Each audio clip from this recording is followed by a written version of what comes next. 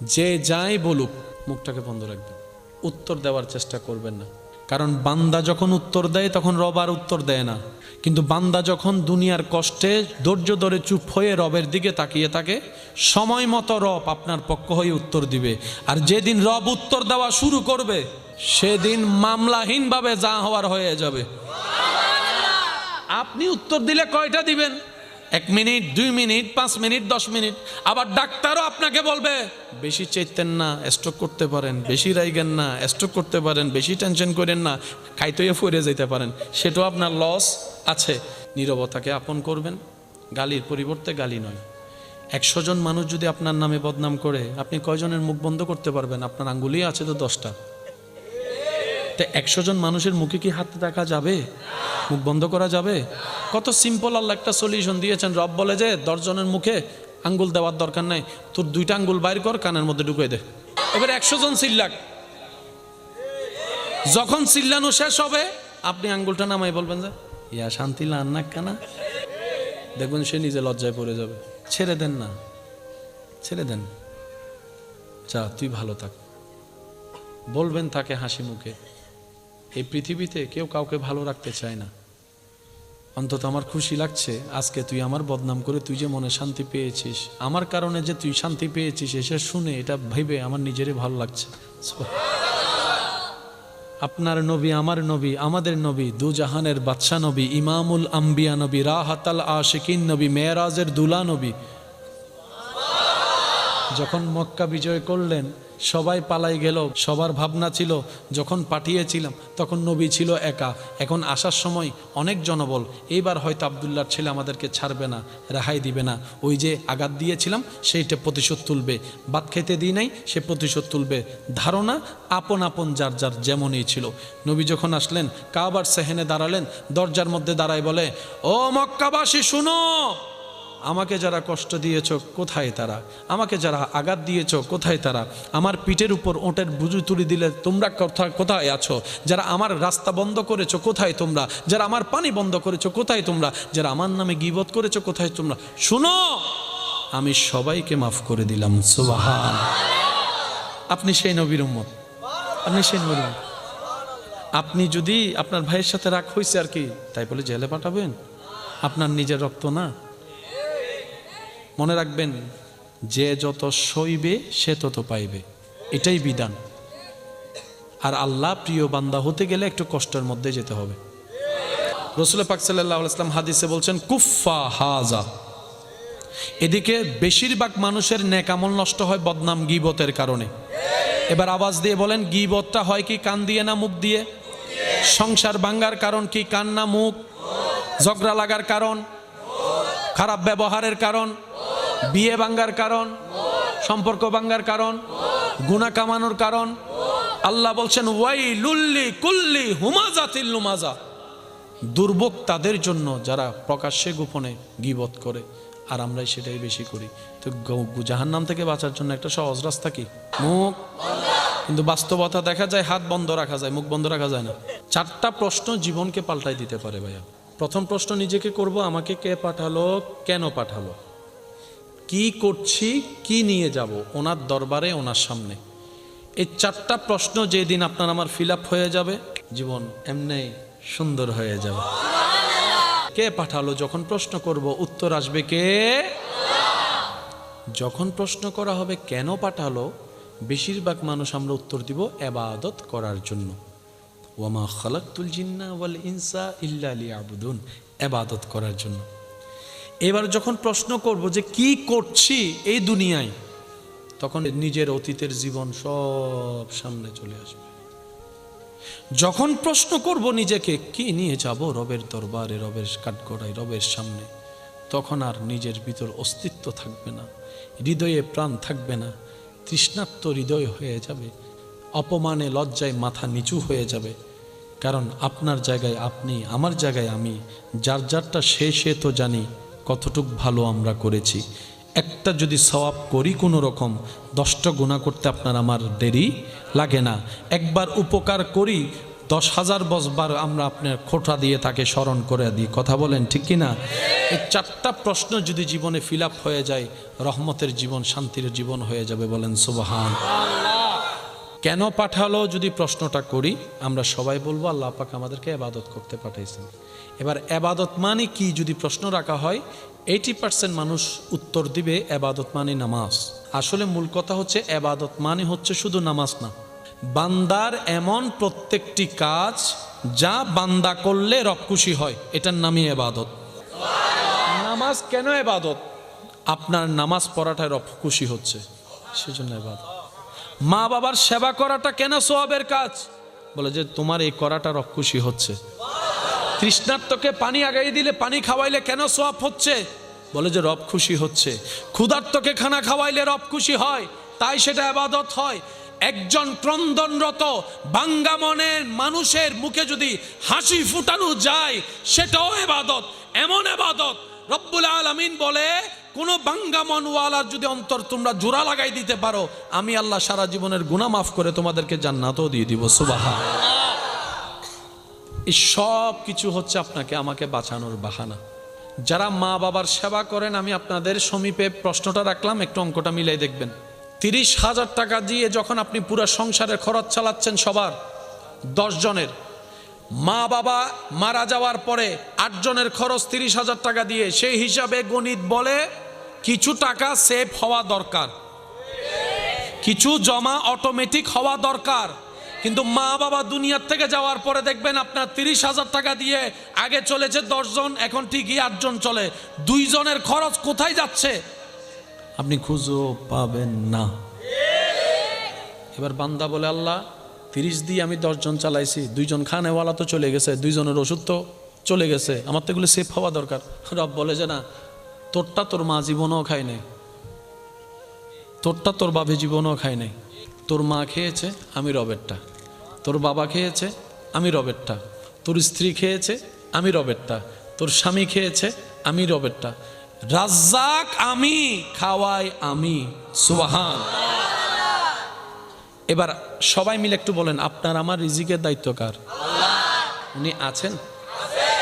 আচ্ছা, দেখে দেখে দেখে আমরা ডাকলে শুনে, আমাদের কষ্ট অভাব অভিযোগ উনি জানে জানে। আচ্ছা, উনি চাইলে কি দিতে পারে? আমাদের অভাব দূর করতে পারে, অসুস্থতা দূর করতে পারে, অশান্ত মনে শান্তি দিতে পারে। যার এমন একজন রব আছে যিনি হ বললে হয়ে যায়, সেই বান্দার তো টেনশন করার কোনো দরকার। যার এরকম একজন রব আছে যিনি রিজিক দেন, বান্দারা টেনশন করার দরকার কি? ওই ধরে নমগণনার দরকার কি? আমার যে সমস্ত মা বোনেরা ব্রু ফ্লাগ করেছেন, আমার বিশ্বাস বেশিরভাগই ইচ্ছা করে করেনি, শাস্তে গিয়েছেন, কেউ একজন করিয়ে দিয়েছে। যদি এমন কেউ থাকেন আমার আওয়াজ শুনছেন, আমি বলবো আপনি প্রথমে আল্লাহর কাছে তওবা করেন, আল্লাহর কাছে সাহায্য চান, দেখবেন আল্লাহ তাআলা আপনার ব্রুকে আবার কুদরতি ব্যবস্থাপনায় আগের চেয়ে আরো সুন্দর সাজায় দিবে। সুবহানাল্লাহ। আপনার আর কষ্ট করে বারবার যে কাটতে হবে না। এটা কি তুলতে কি আরাম লাগে না ব্যথা লাগে? এই ব্যথা দিয়ে সুন্দর পাওয়ার দরকার কি? যেই ফর্সার ক্রিম আপনি আমি ব্যবহার করি সৌন্দর্যের জন্য, রং ফর্সা হওয়ার জন্য, এই প্রত্যেকটা ক্রিমের মধ্যে কেমিক্যাল আছে না নাই? আর সমস্ত জ্ঞানী মানুষ এই কথাই একমত, প্রত্যেকটা কিছুর মধ্যে একটা এফেক্ট আছে, একটা সাইড এফেক্ট আছে, একটা ভালো দিক আছে আর একটা ক্ষতির দিক আছে। তো ক্রিমটা দিয়ে সাময়িক সময়ের জন্য কিছুটা ফর্সা দেখাতে তো পারলাম, কিন্তু স্কিনের গোড়ায় গোড়ায় যে ক্রিমগুলো ঢুকলো সেগুলো তো 30, 35, 40 বছর পরে গিয়ে এফেক্ট করা যখন শুরু করবে, তখন তার চেহারার আকৃতি ঠিক থাকে না। ক্ষমা করবেন আমাকে, যারা বেশিরভাগ সময় মেকআপের সাথে থাকে, ওই সমস্ত লাইনে যারা থাকে, তাদের বৃদ্ধ বয়সের ছবিগুলো একটু দেখে দেখবেন, চেহারার কোনো ঢক ঠিক থাকে না, চামড়ার কোনো ঢক ঠিক থাকে না, কেমন জানি বিদঘুটে হয়ে যায়। আর সুন্দর যদি হতে চান, ইসলামে কত সুন্দরী ফরমালিন মুক্ত, সাইড এফেক্ট মুক্ত সিস্টেম করে দিয়েছেন। নবী রাহমাতুল্লিল আলামিন বলে 5 ওয়াক্তে 5 বার আজানের ডাকে সাড়া দিয়ে ওযু করতে থাকো, ওযু করতে থাকো, ওযু করতে থাকো, ওযু করতে থাকো, তোমার ভিতরটাও সুন্দর হয়ে যাবে, বাহিরটাও সুন্দর হয়ে যাবে। সুবহানাল্লাহ। সব জায়গায় জানার পরে উত্তর দিতে নেই, সেজন্য রসুল পাক সাল্লাল্লাহু আলাইহি ইসলামের সামনে সাহাবা একরাম যখন বসতেন, নবী কোনো কিছু জিজ্ঞেস করলে ওনারা জানা সত্ত্বেও ডাইরেক্ট উত্তর দিতেন না। আদব কি ছিল? আল্লাহ এবং রসুলে ভালো জানে, আল্লাহ এবং রসুলে ভালো জানে, আল্লাহ এবং রসুলে ভালো জানে, জানার পরও উত্তর দিতেন। এটা আদব। সেজন্য মা বাবা যদি কোনো সময় রাগ করে প্রশ্ন করে জানার পর উত্তর দিয়েন না, এটা বেয়াদবি হয়। অবস্থা পরিবেশ বুঝে কথা বলতে হয়। প্রায় সময় দেখবেন কথা, শব্দ, বাক্য আর বিশেষ করে উপস্থাপনার উপর নির্ভর করে সিচুয়েশন কোন পর্যায়ে যাবে। আমাদের রবের যখন বিশাল আকারের সূর্য সৃষ্টি করতে ইচ্ছা হলেন, রব্বুল আলামিন বললেন কুন, হও, সাথে সাথেই ফায়াকুন, সূর্য হয়ে গেল। হও বলতে দেরি, হতে দেরি। সেই রবের যখন চন্দ্র বানাতে ইচ্ছা করলেন, রব বললেন হও, চন্দ্র আকারে ধারণ করে নিল। রবের ইচ্ছা হলো ছাদ বানাবে আসমান দিয়ে, হ বললেন, আসমান সেজে গেলেন। ধাপে ধাপে 7টি আসমান হয়ে গেলেন। রব চাইলেন জান্নাত হও, বললেন, আদেশ দিলেন হও, জান্নাত 8টা ভাগে ভাগ হয়ে জান্নাত রূপে চলে আসলেন। সুবহানাল্লাহ। রব্বুল আলামিনের ইচ্ছা করলেন জমিন বানাতে, আদেশ দিলেন হও, জমিন হয়ে গেল, পাহাড় হয়ে গেল, সাগর হয়ে গেল, পানি হয়ে গেল, গাছ হয়ে গেল, বাতাস হয়ে গেল, আপনার সূর্য হয়ে গেল, চন্দ্র হয়ে গেল, মঙ্গল গ্রহ হয়ে গেল, বুধ গ্রহ সেজে গেল, বৃহস্পতি গ্রহ অস্তিত্বে চলে আসলো। রব্বুল আলামিন ইচ্ছা করলেন ফেরেশতা বানাতে, রব্বুল আলামিন আদেশ দিলেন হও, জিব্রাইল হয়ে গেল, মিকাইল হয়ে গেল, ইসরাফিল হয়ে গেল, আজরাইল হয়ে গেল, রিদওয়ান হয়ে গেল, মালেক হয়ে গেল। রব্বুল আলামিন শুধু আদেশ দিচ্ছেন, সৃষ্টি হতেই আছে, আদেশ দিচ্ছেন, সৃষ্টি হতেই আছে। সুবহানাল্লাহ। আমি শুনতে পাচ্ছি না। আদেশ দিচ্ছেন, সৃষ্টি আকারে নিচ্ছে রূপ। রব্বুল আলামিন আদেশ দিচ্ছেন, সৃষ্টি দেখমান হচ্ছে, দৃশ্যমান হচ্ছে। সেই রবের যখন আপনাকে বানাইতে ইচ্ছা হলো,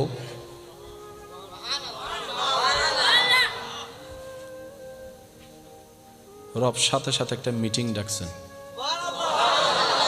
কাশ যদি আমরা নিজেদের দামটা বুঝতে পারতাম। আমি যদি আমার ভাষায় বলি, আল্লাহ তাআলা আপনাকে আমাকে সম্মান দিয়ে আসমানে তুলে রেখেছেন। আপনি, আমি, আমরা নিজেদের বোকামির কারণে জমিনের নিচে এসে পড়েছি। কথা বলেন ঠিক কিনা? সম্মানদাতা সম্মান দিয়েছেন, আমরা গাদারা ধরে রাখতে, সেজন্য তো গাছতলায় যাইয়া আওয়াজ হয় না আরো জোরে, কারণ নিজের দাম নিজে আমরা বুঝি, কখনো বুঝার চেষ্টা করি। সেই রবের যখন আপনাকে বানাতে ইচ্ছা হলো, রব্বুল আলামিন একটা মিটিং ডাকছেন। আল্লাহ পাক ফেরেশতাদেরকে বলে, আসো, জরুরি একটা মিটিং আছে। ফেরেশতা সবাই আসলেন। এবার রব্বুল আলামিন মিটিং এর বিষয়বস্তু তুলে ধরছেন। আমাদের রব ফেরেশতাদেরকে বলছেন, তখন আমরা কেউ নাই, বলেন না, আমরা নাই, কিন্তু আমাদের আলোচনা ওখানে। গভীর রাত রবের সাথে রহমতের কানেকশনের সময়, গভীর রাত দোয়া কবুলের সময়, গভীর রাত দুঃখ মোচনের সময়, গভীর রাত রহমত পাওয়ার সময়, গভীর রাত এত চমৎকার সুযোগ জাহান্নামী থেকে জান্নাতে ঘর পাওয়ার সময়। সুবহান।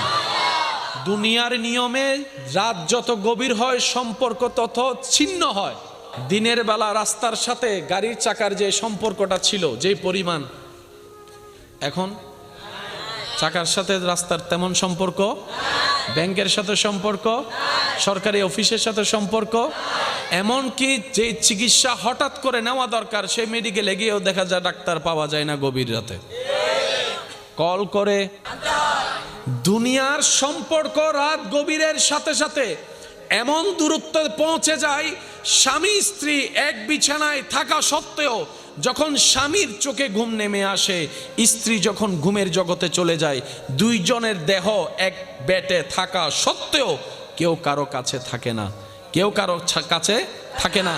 ওই একত্রিত থাকা অবস্থায় যদি স্বামীর কোনো ক্ষতি হয়, স্ত্রী ঘুমের মধ্যে থাকবে, না ডাকলে বলতেও পারে না, না ডাকলে খবরও হয় না। কিন্তু প্রক্ষান্তরে রাত যত গভীর হয়, বান্দার সাথে রবের সম্পর্ক তত মজবুত হয়। সুবহানাল্লাহ। মনে রাখবেন, এই পৃথিবীতে এবং আখিরাতের জন্য যারা রাতকে কাজে লাগানোর মতো লাগাতে জেনেছে, তারা দুনিয়াতেও সাকসেস, আখিরাতেও সাকসেস। আল্লাহ তাআলা মিটিং ডাকলেন, মিটিংয়ের মধ্যে এবার আল্লাহ তাআলা উপস্থাপনা করলেন বিষয়বস্তু, ইন্নী জাইলুন ফিল আরদে খলিফা। হে ফেরেশতারা, আমি পৃথিবীতে আমার খলিফা মানব জাতি পাঠাতে চাচ্ছি। আল্লাহ পাক বললেন। ফেরেশতারা সেই জায়গায় ওনাদের মন্তব্য উপস্থাপন করলেন। আল্লাহ এমন কাউকে কি পৃথিবীতে পাঠাতে চাচ্ছেন যারা দুনিয়াতে যাবে, মারামারি করবে, ঝগড়া করবে, খুনাখুনি করবে, রক্তপাত করবে, অশান্তি করবে? ফেরেশতার বক্তব্য দিয়ে দিল। এবার উত্তরে আপনার আমার রব বললেন, ইন্নী আ'লামু মা লা তা'লামুন। হে ফেরেশতারা, আমি যা জানি এই সৃষ্টি সম্পর্কে তোমরা তা জানো না। মূল কথা কি দাঁড়ালো? যতই বল আমি বানাবো, আল্লাহর কারো কাছ থেকে পরামর্শ নেওয়ার দরকার আছে? আল্লাহর কারো থেকে পরামর্শ নেওয়ার দরকার? আল্লাহ কাউকে জিজ্ঞেস করার দরকার? আল্লাহ আসমান বানালেন, কারো পরামর্শ নেয়নি। জমিন বানালেন, কারো পরামর্শ নেয়নি। জান্নাত বানালেন, কারো পরামর্শ নেয়নি। কিন্তু আপনাকে বানানোর সময় বুঝতেছেন আপনার দামটা কোথায়? আল্লাহ আপনাকে বানানোর সময় পরামর্শ ডাক দিয়েছেন, মিটিং ডাক দিয়েছেন, মানব বানানোর সিদ্ধান্ত নিলেন। ফেরেশতা বললেন, আল্লাহ হ বলো, সূর্য যেখানে হয়ে গেছে এই তিনাইতে মানুষ হইতে কতক্ষণ? এত বড় বড় গ্রহ নক্ষত্র হয়ে গিয়েছে, 7 হাতের মানুষ হতে কতক্ষণ? তুমি আদেশ তো করো, আদেশ তো করো, কুন তো বলো, ফায়াকুন হয়ে যাবে। রব্বুল আলামিন বলে ফেরেশতারে, না না না, সমস্ত সৃষ্টি আমি আদেশ দিয়ে বানিয়েছি, এই সৃষ্টিকে আমি আদেশ দিয়ে বানাবো না, আদেশ দিয়ে বানাবো না। বিয়াদাইয়া, আমি আল্লাহ কুদরতি ব্যবস্থাপনায় আমি আল্লাহ এই সৃষ্টিকে বানাবো। সেটা আপনি আর একটু জোরে বলেন। আল্লাহ পাক বলে যে আদেশ দিয়ে বানাবো না, আমি মায়া করে, আদর করে, মোহাব্বত করে, নিজের কুদরতি সিস্টেম দিয়ে আমি সেটা আমার এই মানুষ জাতি যেটা বানাবো, সেটার নাকটা আমি আল্লাহ বসাবো, কানটা আমি আল্লাহ বসাবো। সুবহানাল্লাহ একটু বলতে থাকি না? চোখগুলো আমি আল্লাহ দিব, যে আমি আল্লাহ। এখানে পাপড়ি থাকবে যে এগুলো আমি দিব, ভ্রুর ব্যবস্থা আমি করে দিব, এগুলো আমি করব, যে আমি আমি আমি আমি করব, আমি করব, আমি করব, আমি করব, আমি করব, আমি করব। আল্লাহ কেন সবাইরে তো আদেশ দিয়ে বানাইলা? এই এমন কেমন কি আছে এটার মধ্যে? রব্বুল আলামিন বলে, যেই নবীর কারণে কুল কায়নাত সৃষ্টি করেছে আমি আল্লাহ, একদিন সেই নবী আসমানের রূপে নয়, জমিনের রূপে নয়, ফেরেশতার রূপে নয়, এই মানবের রূপেই দুনিয়ায় যাবে। সুবহানাল্লাহ, আল্লাহু আকবার। সেজন্য মনে রাখবেন, এই পৃথিবীতে কোনো মানুষ অসুন্দর না, সবাই সুন্দর। এই পৃথিবীতে কোনো মানুষ অসুন্দর নাই, সবাই সুন্দর। আপন আপন জায়গায় সবাই সুন্দর, সবাই শ্রেষ্ঠ। আপনার আমার চোখে হয়তো তাকে ল্যাংড়া মনে হতে পারে, গায়ের রং একটু শ্যামলা লাগতে পারে, সেটা আমাদের লাগা। কিন্তু যিনি বানিয়েছেন, ওনার যাকে যেমন দেখতে সুন্দর লেগেছে, উনি তাকে তেমন আকৃতি দিয়েই বানিয়েছে। কোরআনের ভাষায় বলা হচ্ছে আহসানুল খালক, সৃষ্টিতে সব সুন্দর, কিন্তু মানবের মতো সুন্দর শুনি নাই। সুবহানাল্লাহ। ফেয়ার আর লাভলি সারা সুন্দর, মেকআপ সারা সুন্দর। মেকআপ উপরে লাগে, কিন্তু 3 দিন পর হোক আসলটা বাইরে হতেই হবে। যেইটা নিয়ে, যে মেকআপ নিয়ে দুনিয়াতে আসছি, সেই আসল মেকআপ নিয়েই কবরে যেতে হবে। আর একটু মহাব্বতের আওয়াজে সেজন্য সৃষ্টিতে কোনো কাউকে অসুন্দর বলে হেয় করা যাবে, অপমান করা যাবে, কষ্ট দেওয়া যাবে। কেউ যদি আপনাকে জিজ্ঞেস করে আপনি দেখতে এমন কেন, তুমি দেখতে এমন কেন, আপনি শুধু উত্তর একটাই দিবেন, আমার বানানেওয়ালার আমাকে যেভাবে দেখতে ভালো লেগেছে তিনি আমাকে সেভাবেই বানিয়ে দিয়েছেন। আমি সৃষ্টির চোখে সুন্দর থাকতে চাই না, আমি স্রষ্টার চোখে সুন্দর থাকতে চাই। নিজের গঠন দিয়েও সুন্দর থাকতে চাই, নিজের চরিত্র দিয়েও সুন্দর থাকতে চাই, নেক আমল নিয়েও সুন্দর থাকতে চাই। সুবহানাল্লাহ। আপনার আমার চুলের আগা থেকে পা পর্যন্ত সমস্ত সেটিং কে করে দিয়েছেন? কার সুন্দর লেগেছে? আপনার নাক এমন কেন, বোসা কেন, লম্বা কেন, সুনকন কেন, এমন কেন? আল্লাহ আপনার চেহারার জন্য যেই নাক পছন্দ করছে সেটাই। এবার বুঝতে পেরেছেন কেন চেহারা বিকৃত করা নিষেধ? চুল কাটতে কোনো মানা, কিন্তু ব্রু কাটতে,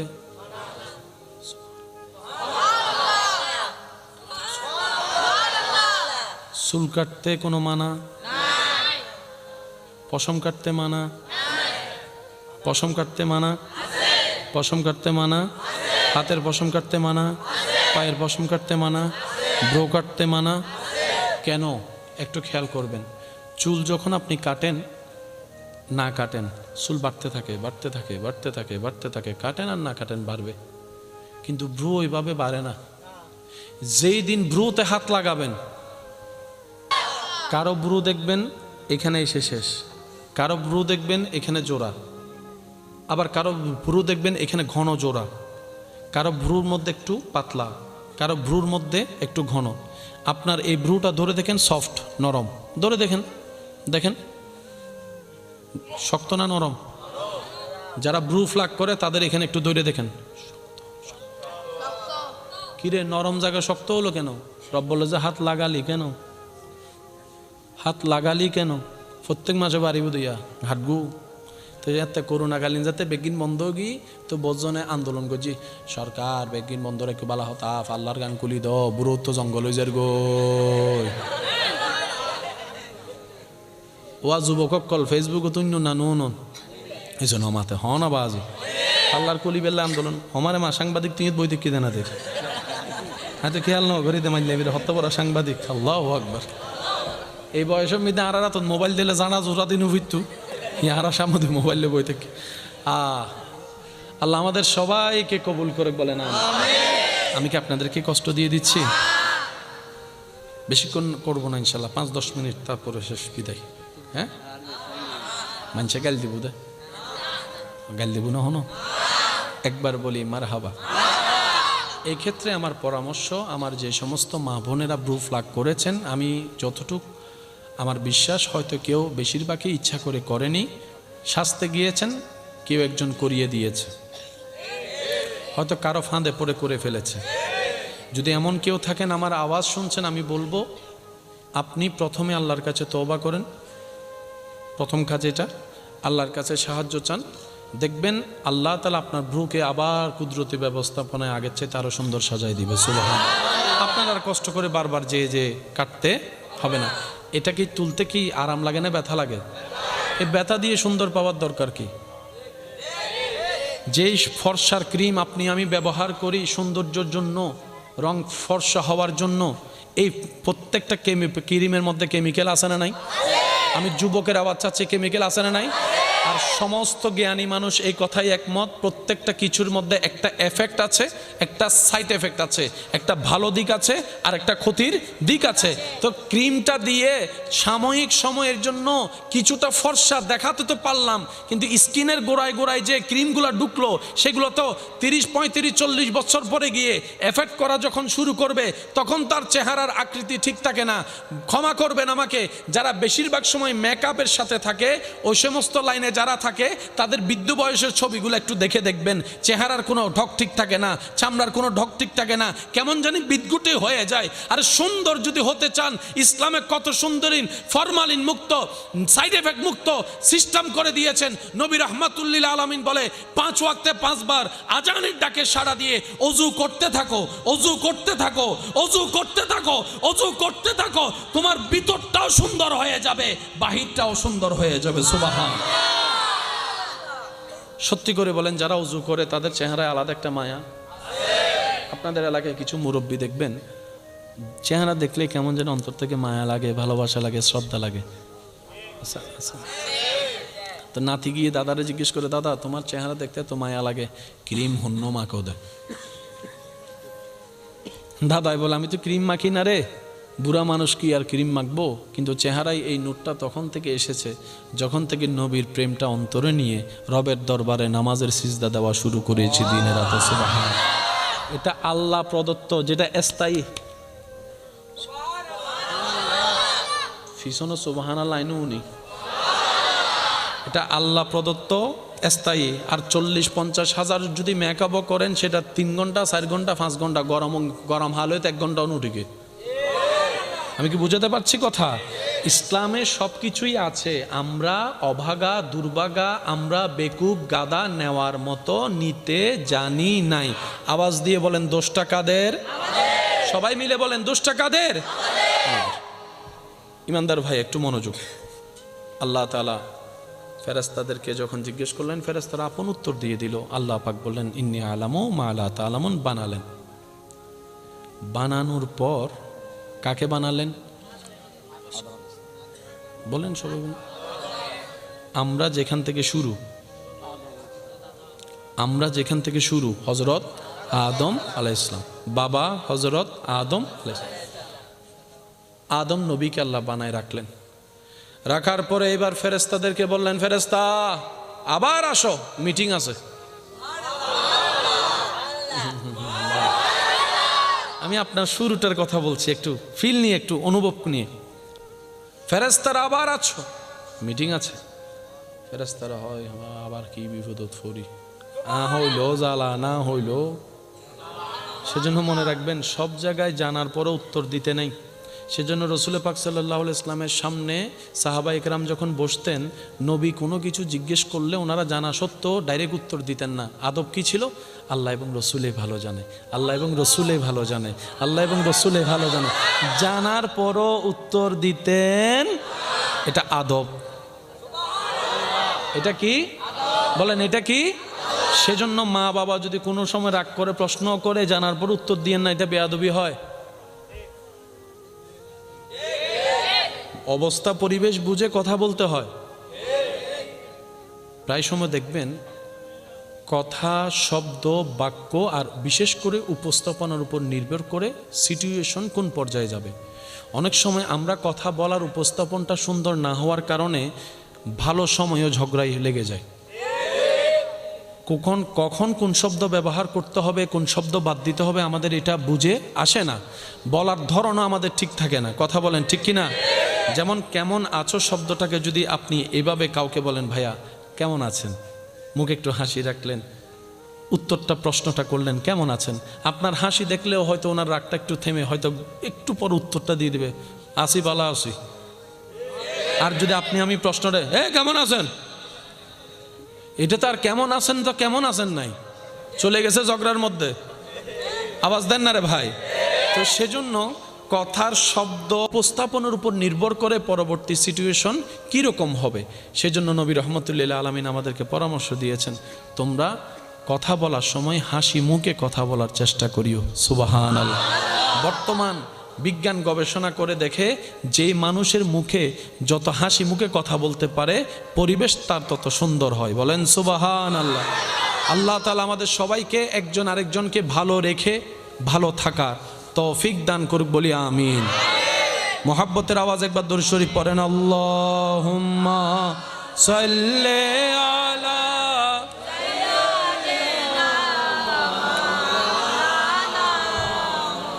ওয়া আলা আলি।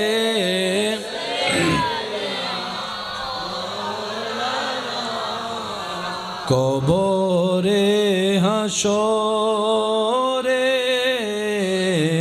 কি হবে আমার, কবরে হাসরে কি হবে, মুসিবতে না পাই যদি করুণা তোমার, কবরে হাসরে পরে কি উচ্চ আওয়াজ একবার বলি মারহাবা। ফেরেশতা সবাই আসলেন। আল্লাহ বলেন, দেখতো কেমন হয়েছে। মানা করছিলি না তোরা, আমি বানাইছি, দেখ। ফেরেশতাদের নজর সর্বপ্রথম যখন আদম নবীর অবয়বের দিকে পড়ে, ফেরেশতারা অপলক নয়নে তাকিয়ে থেকে বলতে থাকে, সুবহানাল্লাহ ওয়ালহামদুলিল্লাহ ওয়ালা ইলাহা ইল্লাল্লাহ ওয়াল্লাহু আকবার ওয়াল্লাহু আকবার ওয়াল্লাহু আকবার ওয়ালা হাওলা ওয়ালা কুওয়াতা ইল্লা বিল্লাহ। ফেরেশতারা বলে, আল্লাহ তোমার দয়ায় দেখেছি জান্নাত কেমন সুন্দর, তোমার দয়ায় দেখেছি জিব্রাইলটা কেমন সুন্দর, কিন্তু আমরা ফেরেশতারা আমাদের জীবনে এত সুন্দর সৃষ্টি আর দেখি নাই, আর দেখি নাই। আর সেটা আপনি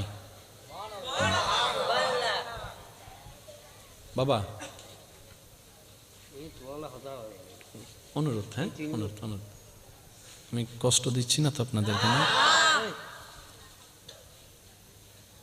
আল্লাহ তাআলা বড্ড মায়া করে যে সৃষ্টিটা বানিয়েছেন সেটার নাম মানুষ।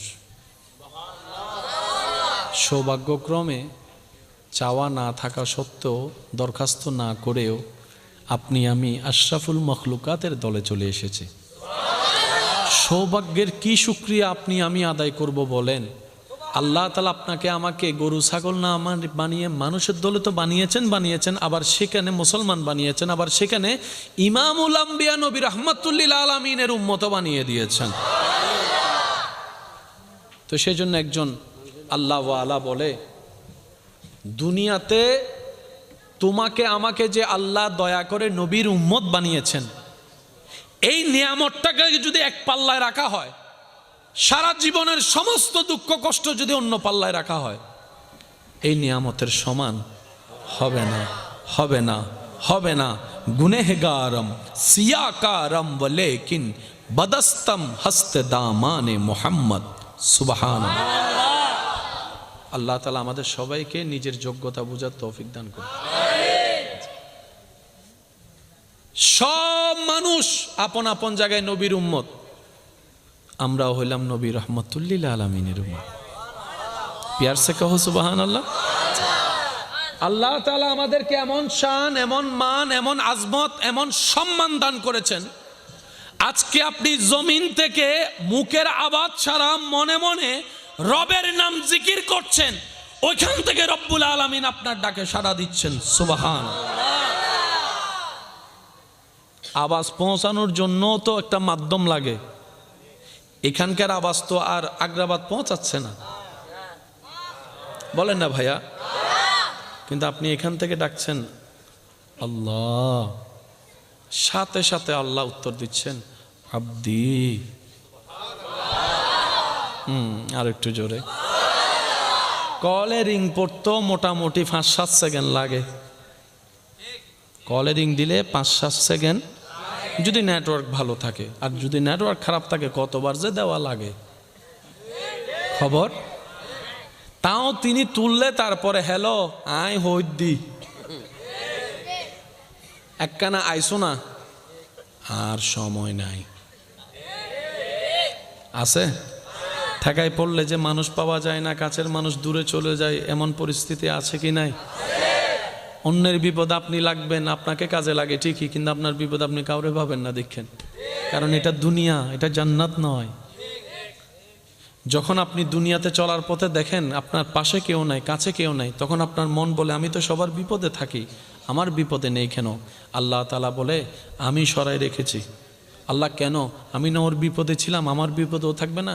রব বলে যে ওদের বিপদে সাহায্যকারী হিসেবে আমি তোকে পাঠিয়েছি, আর তোর সাহায্য করার জন্য তোর রব আমি আছি। সুবহানাল্লাহ।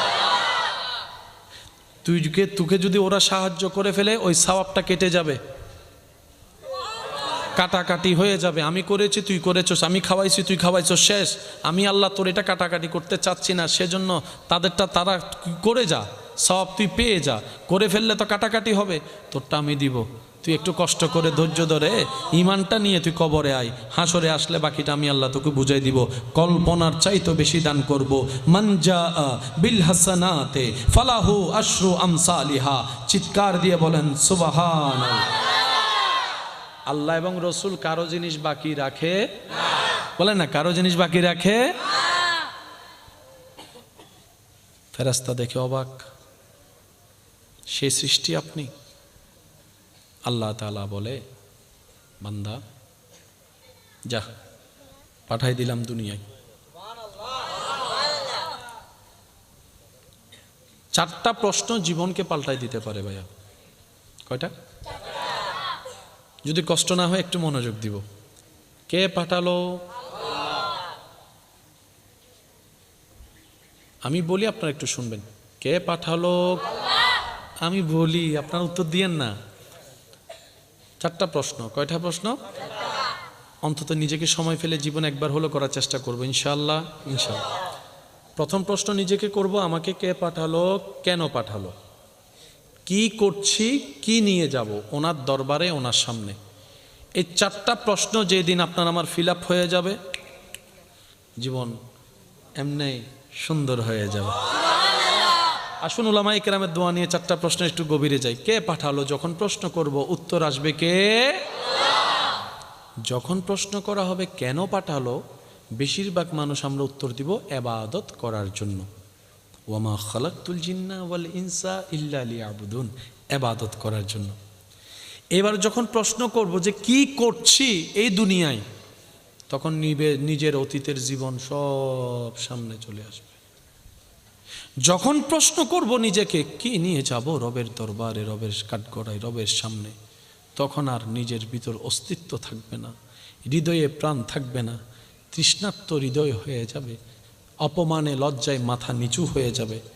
কারণ আপনার জায়গায় আপনি, আমার জায়গায় আমি, যার যারটা সে তো জানি কতটুক ভালো আমরা করেছি। একটা যদি সওয়াব করি কোনো রকম, 10টা গুনাহ করতে আপনার আমার দেরি লাগে না। একবার উপকার করি, 10,000 বার আমরা আপনার খোঁটা দিয়ে তাকে স্মরণ করে দিই। কথা বলেন ঠিক কিনা? এই চারটা প্রশ্ন যদি জীবনে ফিল আপ হয়ে যায়, রহমতের জীবন, শান্তির জীবন হয়ে যাবে। বলেন সুবহানাল্লাহ। এই যে আব্বু শেষ, আর 5 মিনিট ইনশাল্লাহ। কেন পাঠালো যদি প্রশ্নটা করি, আমরা সবাই বলবো আল্লাহ পাক আমাদেরকে ইবাদত করতে পাঠাইছেন। এবার ইবাদত মানে কি যদি প্রশ্ন রাখা হয়, 80% মানুষ উত্তর দিবে ইবাদত মানে নামাজ। ইবাদত মানে কি? নামাজ। আসলে মূল কথা হচ্ছে ইবাদত মানে হচ্ছে শুধু নামাজ না, বান্দার এমন প্রত্যেকটি কাজ যা বান্দা করলে রব খুশি হয়, এটার নামই ইবাদত। আর একটু জোরে। নামাজ কেন ইবাদত? আপনার নামাজ পড়াটায় রব খুশি হচ্ছে, সেজন্য ইবাদত। মা বাবার সেবা করাটা কেন সওয়াবের কাজ? বলে যে তোমার এই করাটা রব খুশি হচ্ছে। তৃষ্ণার্তকে পানি আগাই দিলে, পানি খাওয়াইলে কেন সওয়াব হচ্ছে? বলে যে রব খুশি হচ্ছে। ক্ষুধার্তকে খানা খাওয়াইলে রব খুশি হয়, তাই সেটা ইবাদত হয়। একজন ক্রন্দনরত বাঙ্গা মনের মানুষের মুখে যদি হাসি ফুটানো যায়, সেটাও ইবাদত। এমন ইবাদত রব্বুল আলামিন বলে, কোন বাঙ্গা মনওয়ালার যদি অন্তর তোমরা জোড়া লাগাই দিতে পারো, আমি আল্লাহ সারা জীবনের গুনাহ মাফ করে তোমাদেরকে জান্নাতও দিয়ে দিব। সুবহানাল্লাহ। এই সব কিছু হচ্ছে আপনাকে আমাকে বাঁচানোর বাহানা, উসিলা। আচ্ছা, এটা কি মসজিদ না? যদি কষ্ট না হয় একটু বলি, কি অনেক বছর আগের, অনেক বছর এই মসজিদে যারা মুসল্লি ছিল, অনেক মুসল্লি এখন বলি আজকে যে জায়গাটা আপনি আমি ফিল আপ করেছি, আজকের যে জায়গাটা আপনি আমি ফিল আপ করেছি, একদিন এই জিনিসটা হবে, আয়োজন হবে, কিন্তু ওই জায়গাটা আর খালি থাকবে না, এটা অন্যজন এসে ফিল আপ করবে। এটা দুনিয়ার ধারা, এটা দুনিয়ার নিয়ম, যত দ্রুত মেনে নেওয়া যায় তত ভালো। কিন্তু এই মসজিদে যিনি জায়গা দিয়েছেন ওয়াকফ করে, মসজিদের জন্য একটা খেদমত করেছেন, আজকে নেই কিন্তু সওয়াব পৌঁছাচ্ছে পৌঁছাচ্ছে পৌঁছাচ্ছে, যেতেই আছে। ফ্যান একটা দিয়ে কবরে চলে গেলে ওই ফ্যানটার বাতাসে যত মুসল্লি নামাজ পড়েছে,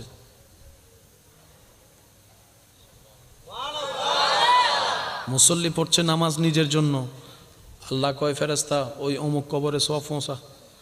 এখন ফেরেশতা বলে যে আল্লাহ সে তো কোনো ইবাদতই করছে না, করতেছে সে, পাচ্ছে সে। রবে বলে যে আমার ভান্ডারে কি কম আছে না, দে পৌঁছায় দে। আল্লাহ কেন দিচ্ছ? বলে যে সে তার হালাল ইনকাম থেকে আমার ঘরকে আলোকিত করার জন্য লাইট দিয়েছিল, ওইটার সওয়াব। ফ্যান দিয়েছে, ফ্যানের সওয়াব। আল্লাহ কেন দিচ্ছ? রব বলে যে আমি কারো কর্জ রাখি না, কারো কর্জ রাখি না, কারো কর্জ রাখি না। যে আমার জন্য এক করবে আমি আল্লাহ সর্বনিম্ন তার জন্য 10 গুণ বেশি দান করব, এটাই আমি রবের ওয়াদা। সুবহানাল্লাহ। 100 টাকা থেকে যদি 80 টাকা যায়, প্লাস না মাইনাস? বলেন মাইনাস। 100 থেকে 80 গেল, প্লাস না মাইনাস? কিন্তু সে 80 যদি আপনি সন্তান হয়ে মার জন্য দেন, প্লাস।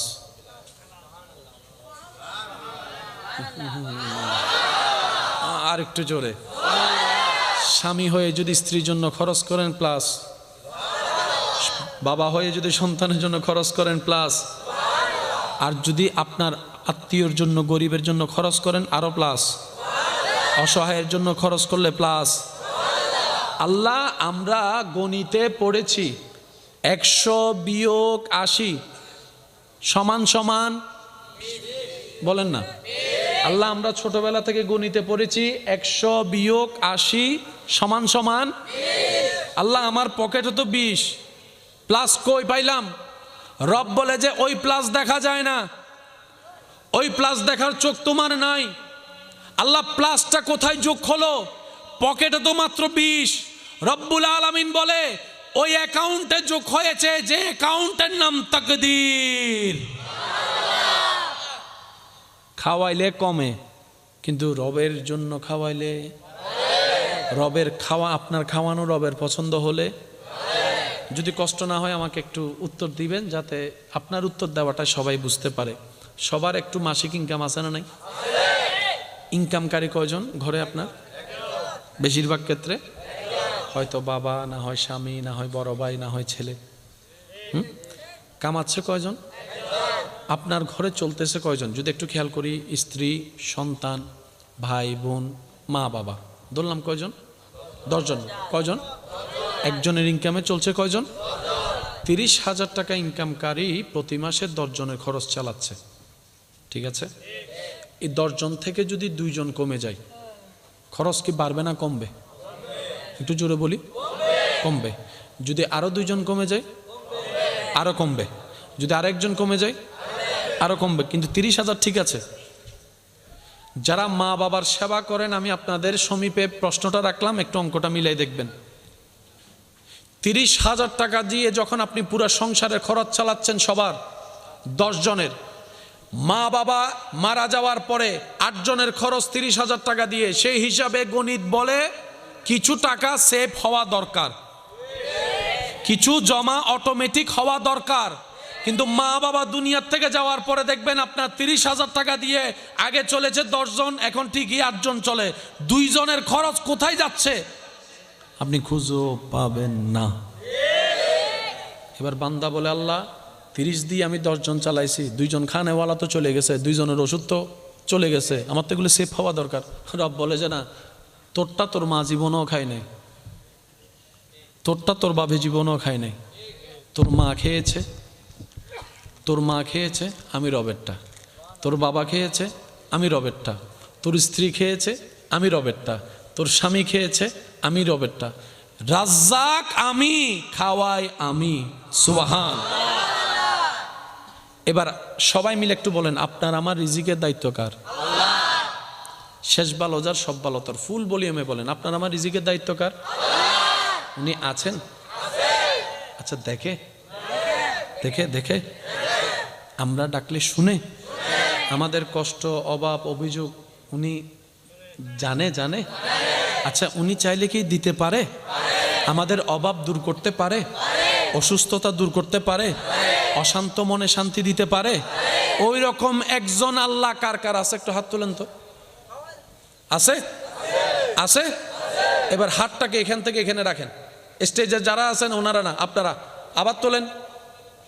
হাতে এখানে রাখেন, এখানে এখানে এখানে বাম সাইডে। এই কথাটা এখানে বসাইতে হবে। এই কথাটা যদি বরাবর এখানে বসাইতে পারি, যার এমন একজন রব আছে যিনি হ বললে হয়ে যায়, সেই বান্দার তো টেনশন করার কোনো দরকার। যার এরকম একজন রব আছে যিনি রিজিক দেন, বান্দারা টেনশন করার দরকার কি? ওই ধরে নম নম গণনার দরকার কি? এলে করে তেল মারিয়ে রে চলনর মেশিন নমাতে আছে নাই লোক গো, দেখেন না, উনেন না, খাবার না। করোনাকালীন সব বন্ধ হয়ে গিয়েছে, রাস্তা বন্ধ, রাস্তা, অফিস, ব্যবসা, চাকরি, গাড়ি, তারপরে আপনার ওই সমাবেশ, মিছিল, মিটিং, বলেন বাবা আগু নমাতে জায়গা চাচা মামা যারা যা জায়গায় এক মাগে সিডেঙ্গে না এটা রোহিঙ্গে ঢুকি গিয়ে ভালো সিডেঙ্গে হইলে তো উত্তর দিত। এক মাগে বাগর বল 12 বছর বাদে হরুই নইতে সাম্মতি যাইরা হদে কেনলা মামু কেনলা তো কেনলা সাই 10 সাই আরে তো বাগা হদে মাইলে ফিরে আর বলো গিয়ে গুনি তুই আরে তেল দেরি ও আওয়াজ দি হন আওয়াজে আর একখানা জোরানো হইবে না। এক কথায় বুঝবেন, যে কয়েকজন আপনাদের মনের সৌন্দর্যতার কারণে আমি অদমকে আপনাদের ভালোবাসার জায়গায় রেখেছেন, আমার সেই সমস্ত ভালোবাসার মানুষের কাছে আমি আবদার করে একটা কথা বলতে চাই, সবাইকে না, যারা আমাকে ভালোবাসেন তাদেরকে, যদি জিততে চান, ইজ্জত চান, সম্মানে দুনিয়ার থেকে বিদায় নিতে চান, রিজিক যদি বাড়াতে চান এবং এই জায়গায় যদি শান্তি পেতে চান, শান্তিতে ঘুমাতে চান, অসুখ হলে যেরকম নিরাময়ের জন্য ওষুধ খেতে হয়, ওষুধ তিতা হলো খেতে হয়, ইঞ্জেকশন ব্যথার হলো নিতে হয়, কিছু তো করতে হবে, কিছু তো ছাড়তে হবে। আবদার করে বলবো, যে যাই বলুক মুখটাকে বন্ধ রাখবেন, উত্তর দেওয়ার চেষ্টা করবেন না। কারণ বান্দা যখন উত্তর দেয় তখন রব আর উত্তর দেয় না, কিন্তু বান্দা যখন দুনিয়ার কষ্টে ধৈর্য ধরে চুপ হয়ে রবের দিকে তাকিয়ে থাকে, সময় মতো রব আপনার পক্ষ হয়ে উত্তর দিবে। আর যেদিন রব উত্তর দেওয়া শুরু করবে সেদিন মামলাহীনভাবে যা হওয়ার হয়ে যাবে। আপনি উত্তর দিলে কয়টা দিবেন? 1 মিনিট, 2 মিনিট, 5 মিনিট, 10 মিনিট।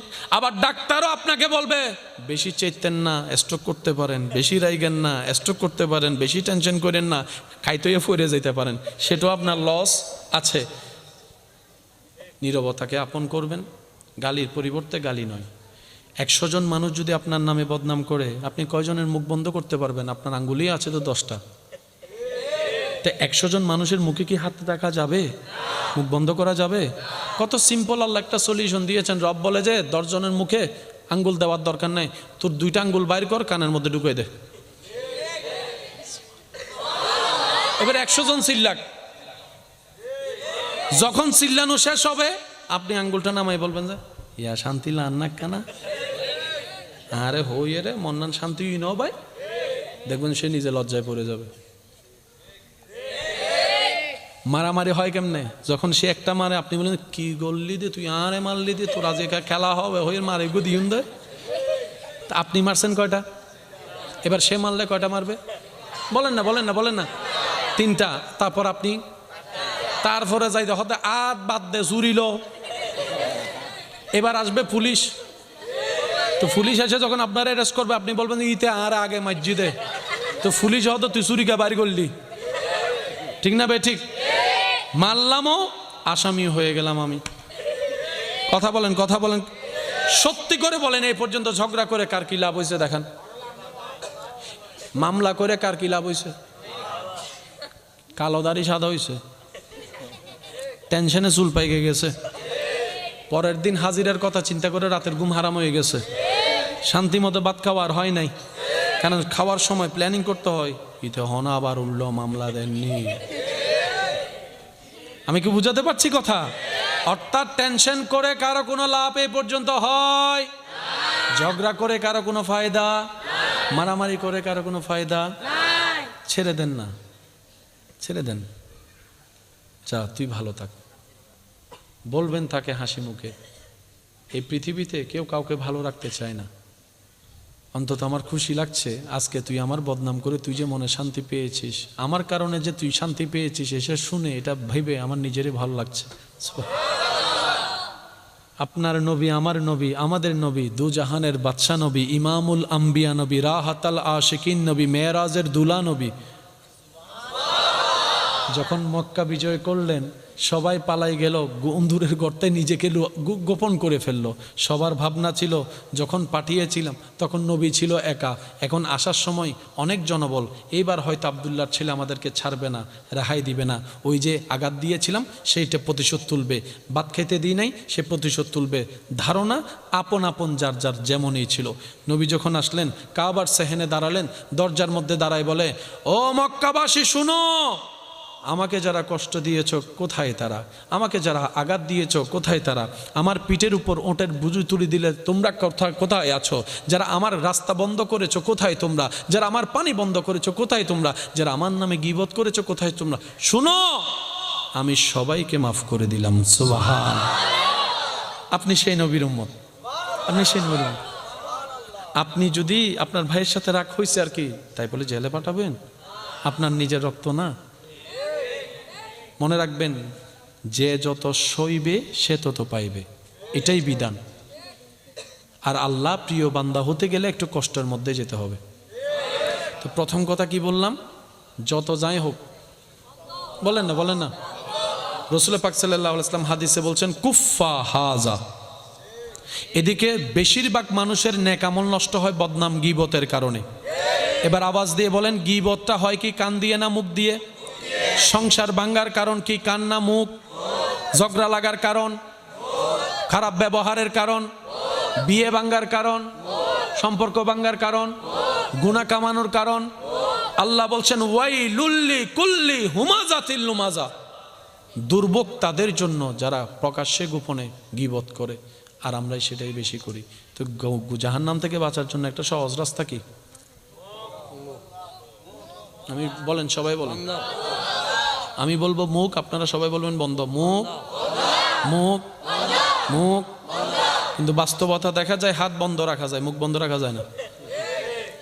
শোনা, মুখ বন্ধ রাখা যায় না এমন অবস্থা হয়েছে এখন গেম খেলার সময় মারছো না, মার মার মার মার মার মার আছে না? হ্যাঁ হবে। আচ্ছা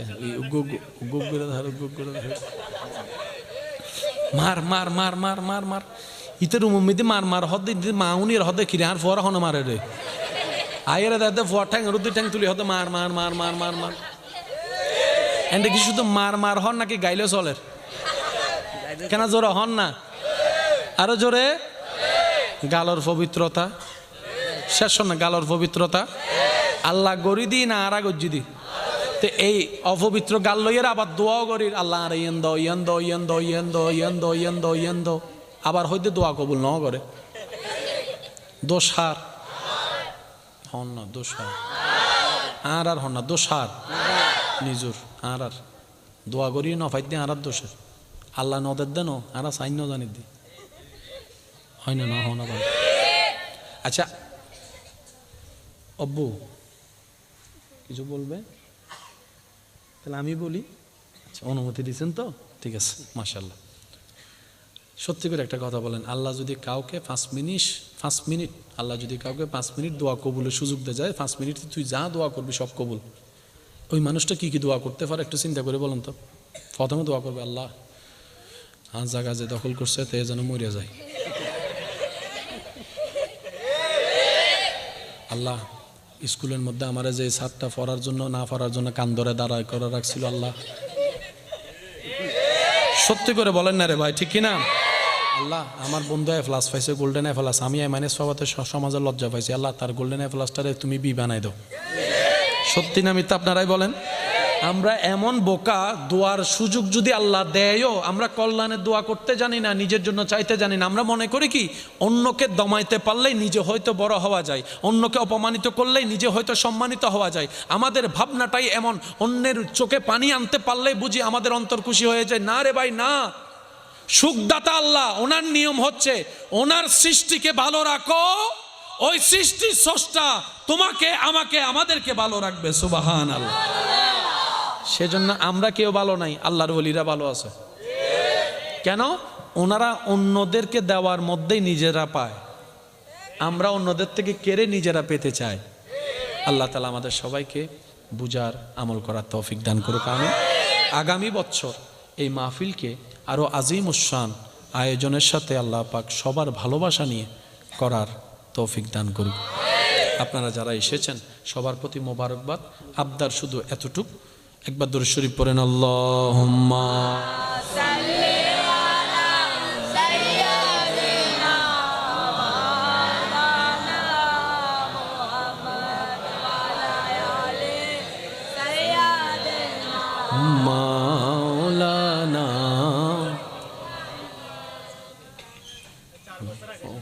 আল্লাহু আকবার। 4 বছর আগে মানত লাই দিও, বিয়ে করছো নি? না করো? আচ্ছা বিয়ে করো, বইতাল চাই বিয়ে করছো, টেলি 5 বার হজ্জ করি তারি। একবার বলি মার হাওয়া। আসলে মহাব্বতের আন্তরিকতা তো, সেজন্য আজকের এই গভীরতা উপস্থিতি আমার। তো আমার ভালোবাসার মানুষের কাছে আবদারগুলো রেখে আমি বিদায় নিচ্ছি। জবান বন্ধ, জীবনে যাই আসুক হা হুতাশ করা যাবে, আসবে মানুষ হিসেবে হা হুতাশ আসবে, কিন্তু এগুলোকে পাত্তা দেওয়া যাবে। সর্বদা তাকিয়ে থাকবো রবের হুকুমের দিকে। রব্বুল আলামিন যেটা করে খুশি হবে আমরা সেটাতে রাজি হয়ে যাব, আলহামদুলিল্লাহ। কারো পিছনে লাগবো, কারো অশান্তির কারণ হব, কারো চোখের পানির কারণ হব, আমরা যেন সেটাতে চেষ্টা করতে পারি। আল্লাহ আমাদেরকে সেই তৌফিক দান করুন।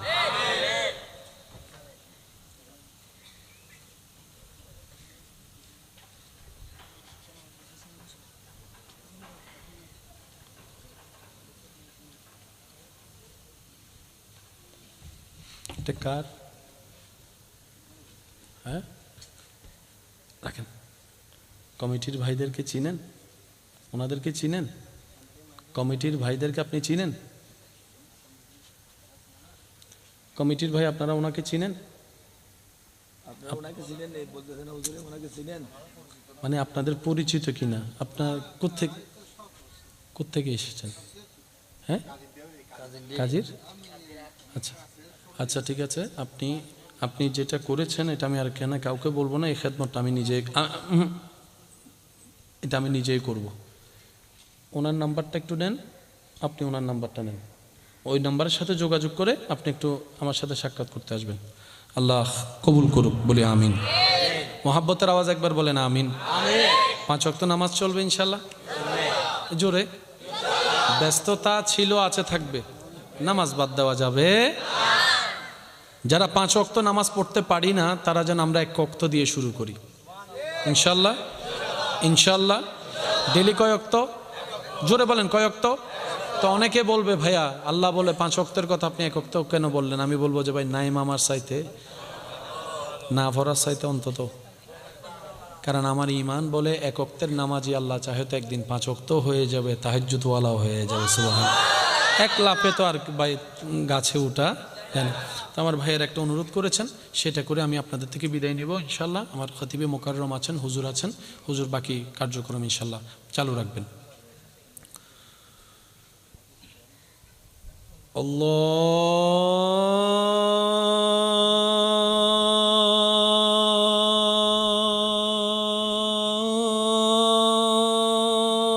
আল্লাহু আকবার, আল্লাহু আকবার।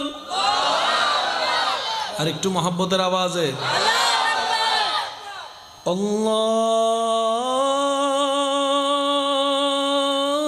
আল্লাহু আকবার, আল্লাহু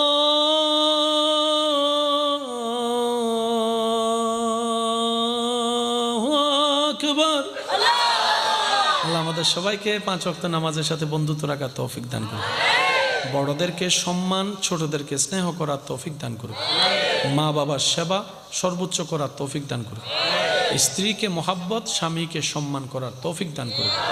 ভাই ভাইয়ের মধ্যে, ভাই বোনের মধ্যে যত ভুল বুঝাবুঝি আছে, বেশিরভাগ ভুল বুঝাবুঝি হচ্ছে কান পড়া, মনে হওয়া, হিংসা আর অহংকার। আমরা নিজের দোষ স্বীকার করে ভাই ভাই ভাই বোনের মধ্যে মিল হয়ে যাওয়ার চেষ্টা করব বলি ইনশাআল্লাহ। যারা এসেছেন তাবারুক না ফাইলে হন গোসল হইবেন, হই ফেলন চাই ফাইলো আলহামদুলিল্লাহ, আইন হয় আর কেন জোরে ফাইলো আলহামদুলিল্লাহ। সুশৃঙ্খলভাবে বসবেন, কমিটির ভাইরা যেভাবে বলে ইনশাল্লাহ। আমার জন্য দোয়া রাখবেন তো ইনশাল্লাহ। সুন্দরভাবে মহাব্বতের সাথে বিদায় দিচ্ছেন তো ইনশাল্লাহ। যার যত শক্তি আছে একবার বলেন সুবহানাল্লাহ। আর একটু মহাব্বতের গর্জন দিয়ে বলেন সুবহানাল্লাহ। এবার বলেন আলহামদুলিল্লাহ। এবার বলেন লা ইলাহা ইল্লাল্লাহ, লা ইলাহা ইল্লাল্লাহ। এবার সবাই দুই হাত তুলে গর্জন দিয়ে বলেন আল্লাহু আকবার, আল্লাহু আকবার, আল্লাহু আকবার। লা ইলাহা ইল্লাল্লাহ, লা ইলাহা ইল্লাল্লাহ, মুহাম্মাদুর রাসূলুল্লাহ সাল্লাল্লাহু আলাইহি ওয়াসাল্লাম। ওয়া আখিরু দাওয়ানা আলহামদুলিল্লাহি রাব্বিল আলামিন। আসসালামু আলাইকুম ওয়া রাহমাতুল্লাহি তাআলা ওয়া বারাকাতুহু।